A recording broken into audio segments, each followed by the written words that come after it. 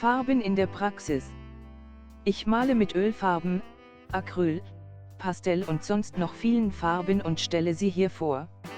Mit Farben meine ich jetzt nicht Rot, Blau etc., sondern die Farbprodukte, sagen wir mal, aus der Tube. Im Prinzip bestehen alle Farben aus Farbpigment und einem Zusatz, der das Pulver bindet und vermalbar macht. Acryl. In meiner Serie zeige ich hauptsächlich das Arbeiten mit Acrylfarben, weil es recht einfach in der Handhabung ist. Im Handel gibt es alle möglichen Varianten von Acrylfarben, edle Farben mit viel Pigmentgehalt, preisgünstige Farben vom Discounter, Glitzerzeugs, pastöse, also dicke Farben und. Acrylfarbe trocknet schnell, man kann daher Farbübergänge nur schwierig hinbekommen. Es gibt einen Zusatz, Retarder, welcher die Trocknung ein klein wenig verzögert. Verdünnen kann man die Acrylfarbe mit Wasser. Zum Malen kann man auch Acrylbinder zum Verdünnen benutzen, muss aber nicht sein.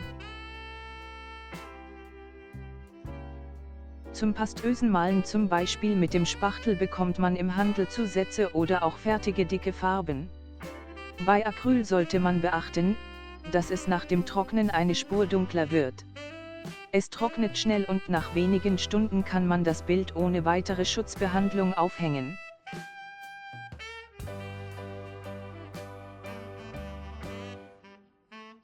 Gerne werden die Seitenränder mit bemalt, so dass man keinen Rahmen benötigt. Wie gesagt, ist Acryl einfach zu handhaben, man kann die Sauerei mit Wasser abwischen, solange die Farbe noch feucht ist.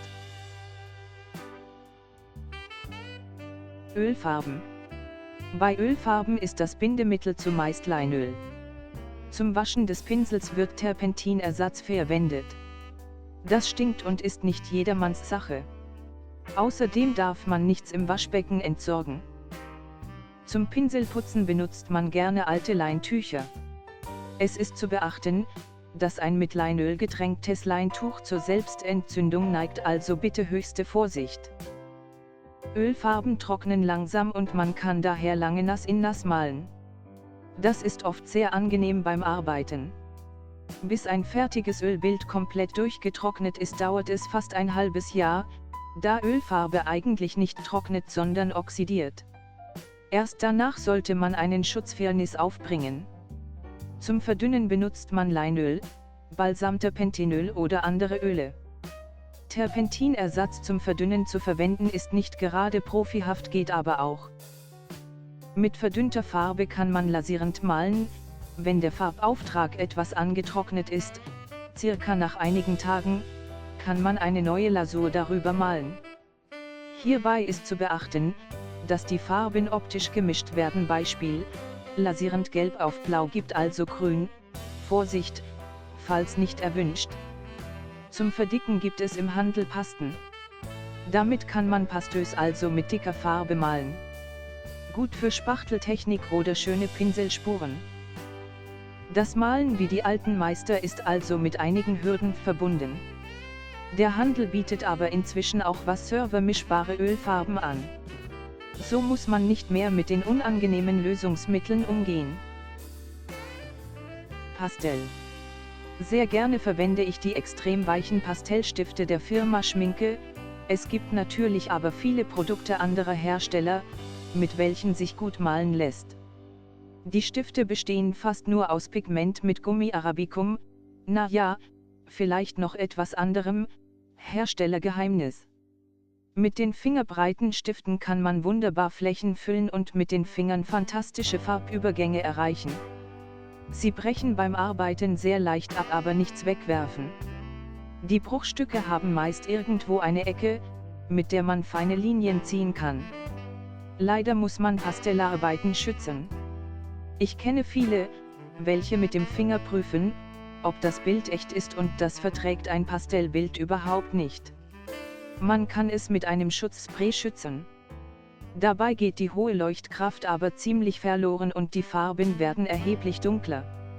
Ich persönlich fixiere nur ganz wenig, fertige ein Passepartout an und rahme das Bild im Glaswechselrahmen. Nicht verwechseln darf man Pastell, auch Softpastell genannt, mit Ölpastellstiften. Äußerlich sehen beide gleich aus und sie werden beide Pastell genannt, sind aber total unterschiedlich.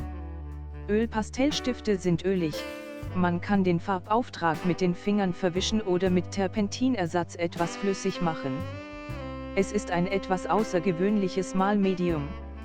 Ein Beispiel ist zu sehen in Painting with the Fingers, No Brush Painting, Malen ohne Pinsel. Andere Farben. Mit Aquarellmalerei befasse ich mich sehr ungern, diese Technik liegt mir nicht. Beliebt sind in der zeitgenössischen Malerei Mischtechniken aller Art. Bleistiftzeichnung mit Aquarell, Eddingstift auf Acryl, Lacke, Baumaterialien wie Bauspachtelmaße oder Bitumen, grenzenlose Möglichkeiten. Man kann auch Farbstoffe zweckentfremdet verwenden. So habe ich mit Lack gemalt und auch Kaffee, Rotwein und Dunkelbier waren vor mir nicht sicher. Auch mit Filzmarkern kann man sehr passable Ergebnisse erzielen. Die Digitaltechnik findet auch immer mehr Zugang zur Malerei. Bearbeitung am PC ist kein Problem. Durch die neuen sehr gut entwickelten Techniken der Fotografie, des Drucks und der Computertechnik geraten alte Maltechniken allmählich in den Hintergrund, so scheint es manchmal. Mein Vorschlag: Wenn du mit Malen beginnen willst und noch keine Erfahrung hast, dann besorge dir ein paar Tuben Acryl mit den Grundfarben Rot, Gelb, Blau, Weiß, Schwarz, 2-3 Pinsel und eine Leinwand.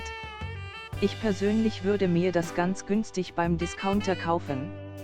Übe einfach ein bisschen auf der Leinwand, Farben mischen, dicke und dünne Linien malen, mit etwas Wasser die Farbe verdünnen und auftragen, mal gucken, was dabei rauskommt. Natürlich macht es dir Spaß und du probierst weiter etwas Abstraktes oder zum Beispiel eine Blumenvase. Nimm dir nicht zu viel vor, es soll ja Freude machen und man muss sich erstmal an diese Technik gewöhnen. Wenn du schon erfahren bist, dann nehme die Farben und Werkzeuge, welche du bereits hast, und übe ein wenig Farbmischungen, Farbübergänge, Farbe dick und dünn auftragen mit Pinsel oder Spachtel oder was dir so Spaß macht. Wichtig ist, nimm dir nicht zu viel vor und lass dich nicht entmutigen, wenn mal was nicht so klappt. Wie oft habe ich missratene Bilder übermalt, in die Ecke verbannt. Schau dir mal mein Video an und lache herzlich darüber, Speed Painting Pastellporträt mit Korrektur der Komposition oder More than you can see. Vielen Dank für dein Interesse.